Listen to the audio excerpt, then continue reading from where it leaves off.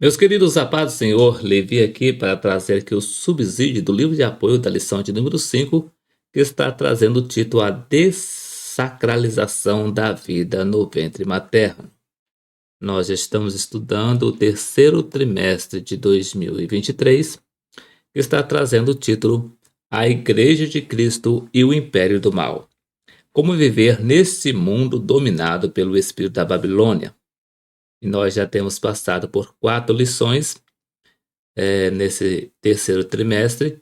E na lição de número 1, nós estudamos a igreja diante do espírito da Babilônia. Na lição de número 2, a deturpação da doutrina bíblica do pecado.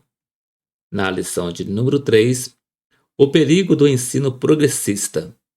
E na última lição, que foi a lição de número 4, que nós estudamos quando a criatura vale mais que o Criador. E no próximo domingo, no dia 30 de julho de 2023, estaremos estudando a lição de número 5, que está trazendo o título A Dessacralização da Vida no Ventre Materno. E o texto áureo nos diz: E eis que em teu ventre conceberás, e darás à luz um filho, e por-lhe-ás o nome de Jesus. Lucas capítulo 1, versículo de número 31. Verdade prática: a concepção divina de Jesus Cristo sacraliza a vida no ventre materno e se opõe à cultura da morte infantil infrauterina do presente século. E a leitura bíblica em classe está registrada no livro de Lucas, capítulo de número 1, os versículos de número 26 a 33 e os versículos 39 a 45, que nos diz: E no 6º mês, foi o anjo Gabriel enviado por Deus a uma cidade da Galiléia chamada Nazaré, a uma virgem desposada com um varão cujo nome era José, da casa de Davi, e o nome da virgem era Maria. E entrando o anjo onde ela estava, disse: Salve, agraciada, o Senhor é contigo, bendita és tu entre as mulheres. E vendo-o, ela turbou-se muito com aquelas palavras e considerava que saudação seria esta. Disse-lhe então o anjo: Maria, não temas, porque achastes graça diante de Deus. E eis que em teu ventre conceberás e darás à luz um filho, e por-lhe-ás o nome de Jesus. E será grande e será chamado Filho do Altíssimo, e o Senhor Deus lhe dará o trono de Davi seu pai. E reinará eternamente na casa de Jacó, e o seu reino não terá fim. E naqueles dias, levantando-se Maria, foi apressada às montanhas a uma cidade de Judá, e entrou em casa de Zacarias e saudou a Isabel. E aconteceu que, ao ouvir Isabel a saudação de Maria, a criancinha saltou no seu ventre. E Isabel foi cheia do Espírito Santo, e exclamou com grande voz e disse: Bendita és tu entre as mulheres, e é bendito o fruto do teu ventre. E de onde me provém isto a mim, que venha visitar-me a mãe do meu Senhor?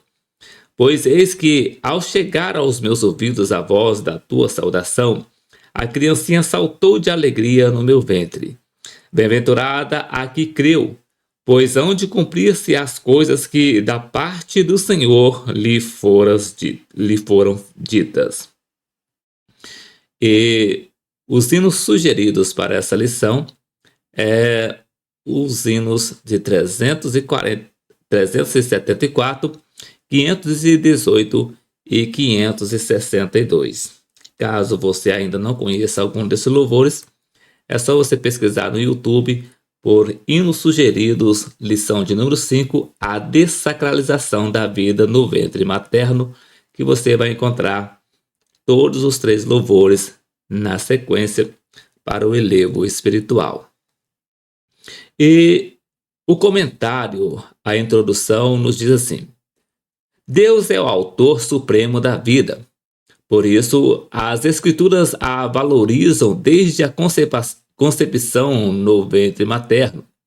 Assim, toda ideologia que tem o objetivo de alterar o conceito da vida desqualifica a autoridade bíblica e faz apologia à cultura de morte infantil no útero. A ideia progressista que reivindica ao ser humano a autonomia sobre a vida afronta a soberania divina. Nessa lição estudaremos a concepção sobrenatural de Jesus Cristo, a apologia ideológica da cultura da morte e o conceito da sacralidade da vida no útero materno. E a palavra-chave para essa lição é vida. E no primeiro tópico vai trazer o título A Concepção de Cristo. No primeiro subtópico, o anúncio do nascimento. No segundo subtópico, a miraculosa concepção. No terceiro subtópico, a bênção do nascimento. No segundo tópico traz o título A Cultura da Morte. No primeiro subtópico, o projeto ideológico. No segundo subtópico, o direito sobre o corpo. No terceiro subtópico, a prática do aborto. No terceiro tópico vai trazer o título A Sacralidade da Vida. No primeiro subtópico, a vida é inviolável. No segundo subtópico, o começo da vida. No terceiro subtópico, a oposição cristã. E vindo agora para o livro de apoio, no capítulo de número 5, que está trazendo o título A Dessacralização da Vida do Ventre Materno, nos diz: Eis que em teu ventre conceberás e darás à luz um filho, e por-lhe-ás o nome Jesus. Lucas capítulo 1, versículo 31. Deus é o autor supremo da dádiva da vida, conforme menciona Gênesis capítulo 2, versículo 7. As escrituras valorizam a vida desde a concepção no ventre materno, como mencionada em Salmos 139, versículos 13 a 16. Qualquer ideologia que objetiva ressignificar o conceito da vida desqualifica a autoridade bíblica e faz apologia à cultura da morte. A ideia progressista que reivindica ao homem a autonomia sobre a vida afronta a soberania divina. Nesse capítulo estudaremos a concepção sobrenatural de Cristo, a apologia ideológica da morte e o conceito da sacralidade da vida infrauterina. E no primeiro tópico está trazendo o título Concepção de Cristo. No primeiro subtópico, o anúncio do nascimento. Maria, uma virgem comprometida em casar-se com José, recebe em Nazaré a visita do anjo Gabriel, conforme menciona Lucas capítulo 1, versículo 26 e 27. O ser angelical faz uma revelação a ela: em teu ventre conceberás, e por-lhe-ás o nome Jesus, conforme registra Lucas capítulo 1, versículo 31. Diante do inusitado, Maria indaga: como se fará isto, visto que não conheço o varão? Lucas capítulo 1, versículo 34. A pergunta demonstra a perplexidade da jovem de como se daria a concepção sem a intervenção de um homem, uma vez que ela era virgem. O anúncio faz referência à profecia messiânica de Isaías: eis que uma virgem conceberá e dará à luz um filho, e será o seu nome Emanuel, conforme nos registra Isaías capítulo 7, versículo 14. Explicita-se que o termo virgem, usado pelo profeta no vernáculo original, é Elmá. Acentua-se que os adversários da concepção virginal de Cristo alegam que esta palavra Elmá pode também ser indicativo de mulher casada.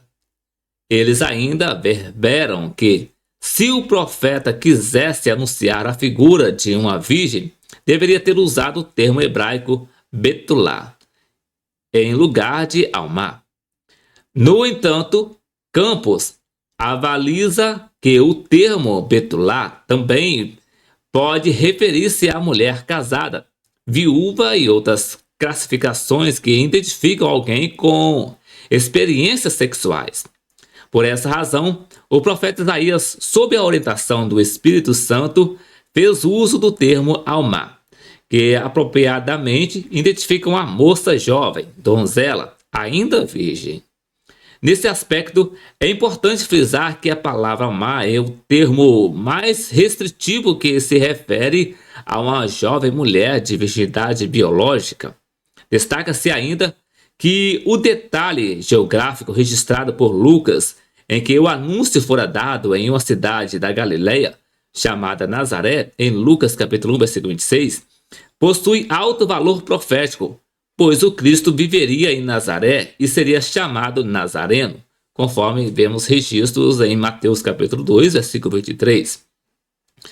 O texto lucano, de igual forma, é objetivo em ressaltar a virgindade da donzela ao repetir uma virgem desposada e o nome da virgem era Maria, e ainda em enfatizar a descendência de José da casa de Davi, conforme Lucas capítulo 1, versículo 27. Essas informações integram as profecias messiânicas e tornam fidedigno o relato bíblico em Isaías capítulo 7, versículo 14 e Salmos 89, versos 3 e 4. Segundo subtópico, a miraculosa concepção. Neste ponto, convém salientar que tanto o nascimento virginal quanto a concepção virginal são doutrinas cristãs. Contudo, o milagre está na concepção antes do nascimento. Isso porque a concepção foi sobrenatural, mas o nascimento é natural. Dessa forma, destaca-se que Jesus nasceu de um parto natural, comum como qualquer outro ser humano.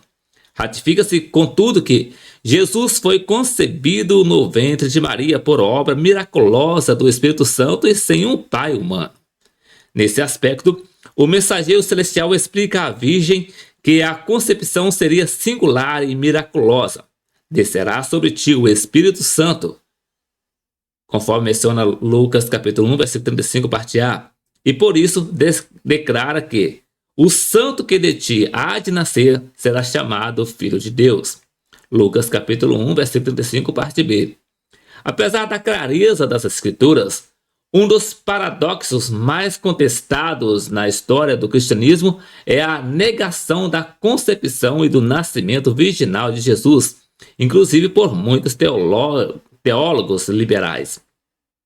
As Escrituras, entretanto, asseveram categoricamente que Maria era virgem por ocasião da ação sobrenatural do Espírito Santo e que Jesus foi gerado e desenvolveu-se nos órgãos reprodutivos da jovem desposada com José, conforme menciona Mateus capítulo 1, versículo 18 e Lucas capítulo 1, versículo 27. Sendo assim, a declaração de fé das Assembleias de Deus assim ratifica: cremos na concepção e no nascimento virginal de nosso Senhor Jesus Cristo, conforme as Escrituras Sagradas e anunciado de antemão pelo profeta Isaías, e que ele foi concebido pelo Espírito Santo no ventre da Virgem Maria. Mercê da revelação angelical, Maria não pediu sinal algum, mas o anjo comunica-lhe da gravidez de Isabel como um incentivo à sua fé. Tua prima concebeu um filho em sua velhice. Lucas capítulo 1, versículo 36, parte A. O testemunho das mulheres estéreis que ficaram grávidas prepararam o mundo para crer no milagre da concepção, inclusive de uma virgem esperando um filho. Acerca dessa realidade, o anjo endossa ao referir-se à gestação de Isabel, e é este o sexto mês para aquela que era chamada estéril. Lucas capítulo 1, versículo 36, parte B. Ao finalizar a mensagem, Gabriel arremata: porque para Deus nada é impossível. Lucas capítulo 1, versículo 37. E Maria assentiu ao declarar: sou serva do Senhor, que aconteça comigo conforme a tua palavra. Lucas capítulo 1, versículo 38, na Nova Versão Internacional. Terceiro subtópico: a dádiva do nascimento. A vida gerada no ventre de uma mulher é um milagre. Eclesiastes capítulo 11, versículo 5. A Bíblia Sheet destaca que tanto o ventre como a criação da vida são obras da insondável sabedoria e onipotência divinas, com a qual Salomão contrasta o fracasso da sabedoria humana. As Escrituras asseguram que Deus criou o ser humano e dotou com a dádiva da procriação, isto é, a capacidade de ser fértil e de multiplicar-se, conforme registra Gênesis capítulo 1, versículo 28. Nessa perspectiva, o nascimento de filhos é uma recompensa divina. Bruce enfatiza que a família é confirmada como unidade básica da sociedade, propositadamente planejada por Deus para ser fonte de conforto e energia e, por outro lado, esfera de responsabilidade. Contudo, sem o dom da fertilidade, um ventre estéril torna-se obstáculo para a maternidade. Acerca disto, Elaine Neufeld descreve que, na cultura judaica, a infertilidade é extremamente negativa para as mulheres. As situações de infertilidade sempre estão rodeadas de conflitos entre as mulheres. Sara é infértil enquanto que Agar engravida de Abraão, conforme menciona Gênesis capítulo 16. Raquel tem ciúme de Lia, pois esta engravida dando descendentes a Jacó, conforme registra Gênesis capítulo 30. Ana é infértil e por isso tem conflitos com Penina e a outra mulher de Eucana, em 1 Samuel capítulo 1. Em vista dessa dificuldade, era comum as mulheres inférteis frustrarem-se e adoecerem. Pesquisadores bíblicos perguntam-se por que Sara, Rebeca e Racal, as esposas dos patriarcas Abraão, Isaque e Jacó, eram mulheres estéreis que engravidaram somente após um longo tempo de sofrimento e aflição. Susana Schwartz apresenta 3 abordagens. Primeiro, as matriarcas são estéreis para depois poderem gerar heróis. Segundo, as matriarcas são estéreis para enaltecer as origens de Israel, cujos ancestrais são gerados com a intervenção divina. Terceiro, as matriarcas são estéreis porque sua esterilidade faz parte da história dos obstáculos ao cumprimento da promessa de Deus a Abraão. Contudo, qualquer que seja a compreensão, para Schwartz, a Bíblia hebraica é inequívoca quanto ao postulado teológico de que toda a esterilidade é criada por Deus e só pode ser redimida por Deus. Desse modo, a gestação e a sacralidade da vida no ventre materno são evidenciados no texto bíblico como bênçãos divinas altamente valorada e desejada, conforme nós vemos em Deuteronômio capítulo 28, versículo 4 e 11, Salmo 128, versos 3 e 4. Nesse contexto, a gestação de mulheres estéreis é o resultado de miraculosa intervenção divina, conforme vemos o resultado em Lucas capítulo 1, versículo 24 e 25. Assim, no relato lucano, a gravidez de uma virgem e a de uma mulher de idade avançada assinalam nítida ação sobrenatural. Isabel trazia no seu ventre João, que nasceu com o fim de preparar ao Senhor um povo bem disposto. Maria portava no ventre o Filho do Altíssimo, o Rei Eterno, que nasceu para ser o Salvador do mundo, que é Cristo o Senhor, conforme Lucas capítulo 2, versículo 11. Terceiro tópico, a cultura da morte. Primeiro subtópico, o projeto ideológico. A cultura da morte é um conjunto de ideias que visa modificar o conceito de vida e de família. Entre as suas pautas estão a legalização do aborto e a da eutanásia, a apologia ao suicídio e o controle da natalidade. Mediante estratégias culturais, intelectuais, políticas e jurídicas, impõe-se uma agenda de desconstrução da cultura cristã. Instiga-se, por exemplo, a deplorável prática da eugênia, ou descarte do ser humano com alguma má formação ainda no útero materno. No Brasil, em 12 de abril de 2012, o Supremo Tribunal Federal, o STF, com a chegada de novos ministros na corte, decidiu por 8 votos a 2, uma abstenção, que o feto anencefático pode ser abortado. A ação foi representada pelo então advogado Luiz Roberto Barroso, hoje ministro do STF, indicado pelo governo de Dilma Rousseff, do partido do PT.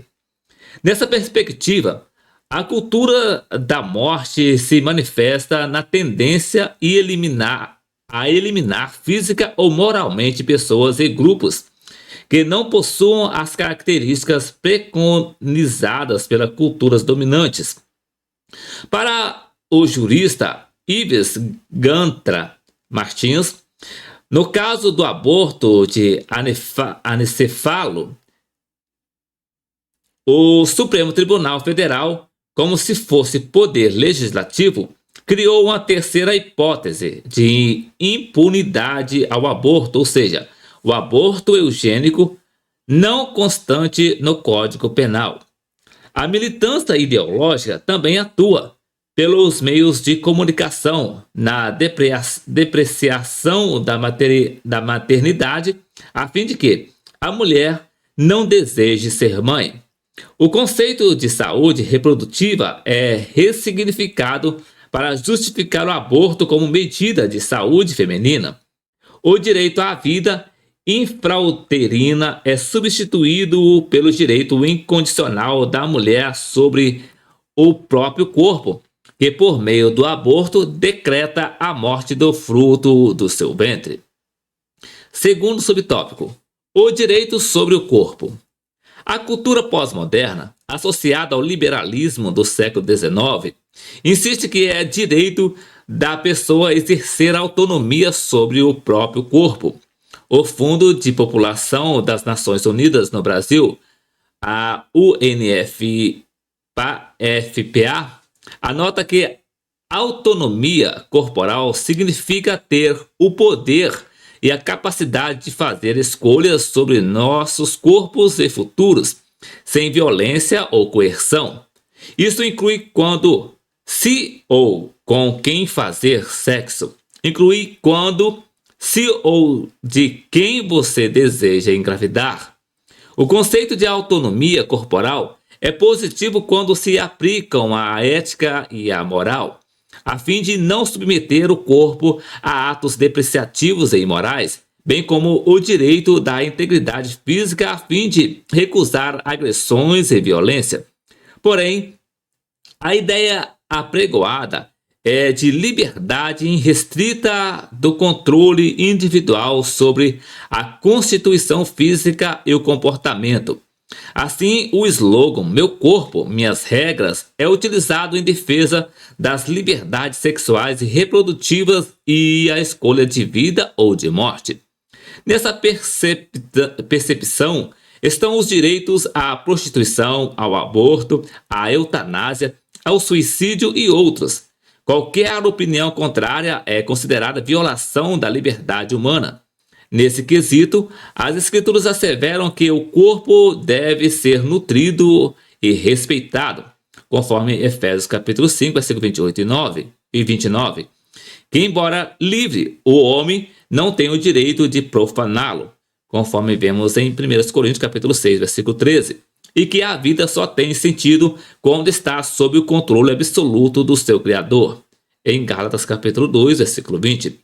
Nesse sentido, Claudionor de Andrade ratifica que o corpo de fato é nosso. Por seu intermédio, entramos em contato com o mundo exterior e expressamos-nos como seres autônomos. Não nos esqueçamos, todavia, de quem o temos recebido. Por isso, urge-nos tratá-los como templo do Espírito Santo, conforme menciona 1 Coríntios capítulo 6, versículo 19. Desse modo, a autonomia corporal sensata não é absoluta ou ilimitada. Uma autonomia responsável sofre mitigações legais e espirituais. Assim, o direito à vida não compreende somente resguardando da integridade física, mas também a preservação da vida em sua melhor condição. E no contexto bíblico, o corpo não pertence ao cristão, para este fazer dele o que bem entender de modo irresponsável. O corpo pertence a Cristo, ou que vocês não pertencem a vocês mesmos, conforme 1 Coríntios capítulo 6, versículo 19, na Nova Almeida atualizada. Terceiro subtópico, a prática do aborto. O aborto é a interrupção do nascimento por meio da morte do embrião ou do feto. Algumas literaturas identificam o aborto como feticídios, cujo significado é morte do feto. As opiniões acerca do tema divergem em duas vertentes. Os prós-vida, que são contrários ao aborto, e os militantes pró-escolha, que são favoráveis. Por consequente, o ato de abortar é caracterizado pela descontinuidade da gestação do ser vivo. O termo gestação vem do latim gestatione e refere-se ao tempo em que o embrião fica no útero, desde a concepção até o nascimento. Desse modo, a aplicação do termo descontinuidade da gestação refere-se à interrupção da gravidez da mulher. Ratifica-se que a essa interrupção dá-se o nome de aborto, que pode ser involuntário ou provocado com ou sem a expulsão do feto, resultando da morte do nascituro. Na lei mosaica, provocar a interrupção da gravidez da mulher é ato criminoso, conforme vemos em Êxodo capítulo 21, versículo 22 e 23. No Decálogo, o sexto mandamento proíbe o homem de matar, o que significa literalmente não assassinar, conforme vemos em Êxodo capítulo 20, versículo 13. Os intérpretes do Decálogo concordam que o aborto está incluso nesse mandamento. Então, quem mata um embrião ou feto atenta contra a dignidade humana e a sacralidade da vida no ventre materno.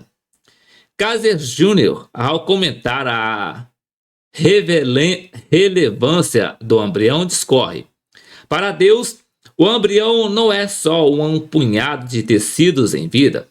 Ao contrário, Deus já sentia amor e afeto por nós quando estávamos sendo tecidos no útero da nossa mãe. Deus demonstra enorme respeito e cuidado pelo embrião desde os primeiros instantes de sua concepção até o dia de sua morte. Nenhum de nossos dias, seja anterior ao nascimento, seja posterior a ele, é irrelevante para Deus. Não obstante, a legislação brasileira autoriza a interrupção da gravidez resultante de estupro, o aborto terapêutico e nos casos de anencefalia do feto, estabelecido pela Suprema Corte. Além disso, tramita no STF uma arguição de descumprimento de preceito fundamental, a ADPF, para que o aborto seja permitido em qualquer caso até a 12ª semana de gestação. Nesse aspecto, ratifica-se que os movimentos pró-abortos, estrategicamente, a fim de sensibilizar a opinião pública, conduzem o debate como se a interrupção da gravidez fosse uma questão de saúde pública, de direitos reprodutivos da mulher. Aqui convém enfatizar que a posição cristã, que é contrária ao aborto, não significa insensibilidade às dificuldades e à complexidade de uma gravidez indesejada, E sim que, a despeito das decisões humanas, a verdade bíblica quanto à defesa da vida não pode ser relativizada. Terceiro tópico: a sacralidade da vida. Primeiro subtópico: a vida é inviolável. A vida humana é sagrada por tratar-se de um ato criativo de Deus. Ele é o autor e a fonte originária do fôlego da vida, conforme Gênesis capítulo 2, versículo 7 e Jó capítulo 12, versículo 10. O princípio de sacralidade assegura a dignidade da pessoa humana e a inviolabilidade do direito à vida, conforme a Salmos 36, verso 9 e Salmo 90, verso 12. O valor da vida, portanto, é absoluto e deve sobrepor-se a qualquer outro direito ou interesse. João capítulo 10, versículo 10. Pesquisadores do tema asseguram que o princípio da sacralidade da vida assegura o valor moral da existência humana e fundamenta diferentes mecanismos sociais que garantem o direito de estar vivo. Contudo, a militância ideológica não reconhece que a sacralidade da vida está atrelada à santidade da vida, isto é, não admite que a vida seja intocável por razões religiosas. Essa falaciosa distinção condena o homicídio de crianças já nascidas, mas defende o assassinato dessas crianças no ventre da mãe. Nesse aspecto, Cláudio Honor de Andrade afirma: a lei de Deus não faz distinção entre aborto e infanticídio. Tanto Faraó, que ordena a matança dos infantes hebreus, quanto a mulher que, por motivos fúteis, interrompe a gravidez, quebrantam o sexto mandamento, em Êxodo capítulo 1, versículo 22, ou capítulo 20, versículo 13. Por isso, não sejamos permissivos nem lenientes quanto ao crime. Defendamos a santidade da vida humana como dádiva divina. Em contrapartida, o discurso extremista e contraditório da militância pró-aborto faz constantes e agressivos ataques de desconstrução dos valores judaicos cristãos. O patrulhamento ideológico atua para amordaçar as vozes em contrário. A cultura de cancelamento entra em ação toda vez que alguém ousa defender a absoluta inviolabilidade, a sacralidade e santidade da vida. Nancy Pearcey adverte que, na cultura da morte, as divergências não são permitidas. Isso quer dizer que, algum dia, os profissionais médicos cristãos do mundo todo poderão ser forçados pela lei a agir contra suas convicções bíblicas ou perder o seu emprego e fechar as suas instalações médicas. Nessa perspectiva, o princípio de defesa da vida humana, desde a concepção no útero materno, não pode conter exceções. Somente Deus tem poder sobre a vida e a morte. 1 Samuel capítulo 2, versículo 6. Numa sociedade secularizada, o cristão precisa tomar cuidado com o relativismo, não fazer concessões e estar alerta quanto às ações de manipulação da consciência e o desrespeito à vida humana. 2 Coríntios capítulo 4, versículo 2 e 1 Timóteo capítulo 4, versículo 1 e 2. Segundo subtópico: o começo da vida. O profeta Jeremias é incisivo ao ensinar que a vida tem início na fecundação. Em Jeremias capítulo 1, versículo 5. O rei Davi corrobora que a pessoa é conhecida e cuidada pelo Senhor desde a concepção. Em Salmo 139, verso 13, parte A. Deus é quem forma o ser vivo dentro do ventre da mãe. Em Salmo 139, verso 13, parte A, parte B e verso 14. O salmista afirma que o Senhor vê o embrião ainda informe e que o ama em todos os processos formativos da vida intrauterina. desde a fecundação até o nascimento e por toda a sua vida. O pastor Elinaldo Renovato assevera: a Bíblia nos informa sobre a origem da vida. Diz o Gênesis: e formou o Senhor Deus o homem do pó da terra, e soprou em seus narizes o fôlego da vida, e o homem foi feito alma vivente. Gênesis capítulo 2, versículo 7.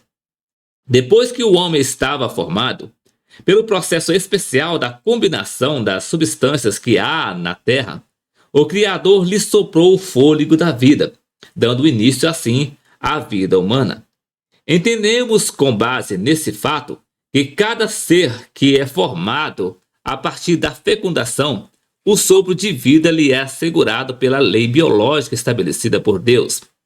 Kate Morey leciona: o desenvolvimento humano inicia-se na fecundação, quando um gameta masculino ou espermatozoide se une ao gameta feminino ou ovócito para formar uma única célula, o zigoto. Esta célula totipotente e altamente especializada marca o início de cada um de nós como indivíduos únicos. O zigoto, visível a olho nu como um pequeno grão, contém os cromossomos e os genes, as unidades de informações genéticas derivados da mãe e do pai. Por consequente, de acordo com as escrituras e corroborados pela embriologia, professamos que a vida começa quando ocorre a união do gameta, masculino ao feminino. Essa nova célula é um ser humano e possui identidade própria, e, portanto, o seu direito de nascer não pode ser interrompido por vontade, desejos ou caprichos humanos. Deuteronômio capítulo 32, versículo 39 e Romanos capítulo 9, versículo 20. Terceiro subtópico: a posição cristã. A igreja que mantém o princípio teológico da autoridade bíblica, segundo Timóteo capítulo 3, versículo 16, defende a dignidade humana, a sacralidade e a inviolabilidade da vida desde a sua concepção. Ensina que a vida humana é sagrada em todas as etapas do desenvolvimento do ser vivo e que não pode ser violada por nenhum tipo de cultura. 1 Samuel capítulo 2, versículo 6. Ratifica que todas as ideologias que secularizam os princípios bíblicos devem ser combatidas. 2 Timóteo capítulo 3, versículo 8. Nesse sentido, a posição das Assembleias de Deus no Brasil foi assim exagerada. A CGADB é contrária a essa medida, aborto, por resultar numa licença ao direito de matar seres humanos indefesos, na sacralidade do útero materno em qualquer fase da gestação, por ser um atentado contra o direito natural à vida. Em 6 de agosto de 2018, esse posicionamento foi ratificado por ocasião de audiência pública no Superior Tribunal Federal, no STF, perante a ministra Rosa Welber, relatora da ação de descumprimento de preceito fundamental, a ADPF, que pretende legalizar a interrupção voluntária da gravidez até a 12ª semana de gestação. O conjunto das argumentações das Assembleias de Deus divide-se em 4 pontos. Primeiro, porque o direito à vida não pode e não deve ser violado. Segundo, pode o abortamento estar em desacordo com o moral ou a moral razoável dos brasileiros. Terceiro, porque a matéria é de competência legislativa. E quarto, porque o aborto faz apologia à cultura da morte. E por fim, invoca-se a autoridade bíblica para afirmar que a palavra de Deus diz: não matarás o inocente, mencionado ou registrado em Êxodo capítulo 23, versículo 7. Conclusão: a gestação e a procriação do ser humano são bênçãos divinas, conforme vemos em Gênesis capítulo 9, versículo 7. A concepção de Cristo no ventre de uma virgem certifica a sacralidade da vida infrauterina. A interrupção da vida em qualquer fase da gravidez é uma agressão ao direito inviolável de nascer. A valorização da dignidade humana, o direito à vida e o cuidado à pessoa vulnerável são princípios imutáveis do cristianismo. Acerca do assunto, a Bíblia assegura que Deus é o autor e o detentor da vida humana. Jó capítulo 12, versículo de número 10.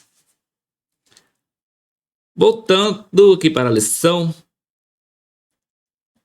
a conclusão da lição, ela nos diz assim: a gestação e a procriação do ser humano são bênçãos divinas. A concepção de Cristo no ventre de uma virgem certifica a sacralidade da vida infrauterina. A interrupção da vida em qualquer fase da gravidez é uma agressão ao direito inviolável de nascer. A valorização da dignidade humana, o direito à vida e o cuidado à pessoa vulnerável são princípios imutáveis do cristianismo bíblico. Acerca do assunto, a Bíblia assegura que Deus é o autor e o detentor da vida humana. Então, meus queridos, isso aqui foi o subsídio do livro de apoio da lição de número 5, Lições Bíblicas Adultos, editada pela editora CPAD, que trouxe o título A Dessacralização da Vida no Ventre Materno. E na próxima semana, se o Senhor Jesus nos permitir, voltaremos aqui para trazer aqui o subsídio do livro de apoio da lição de número 6, que vai estar trazendo o título A Desconstrução da Masculinidade Bíblica. Então, que Deus em Cristo abençoe a sua vida e até o próximo vídeo, querendo o Senhor Jesus.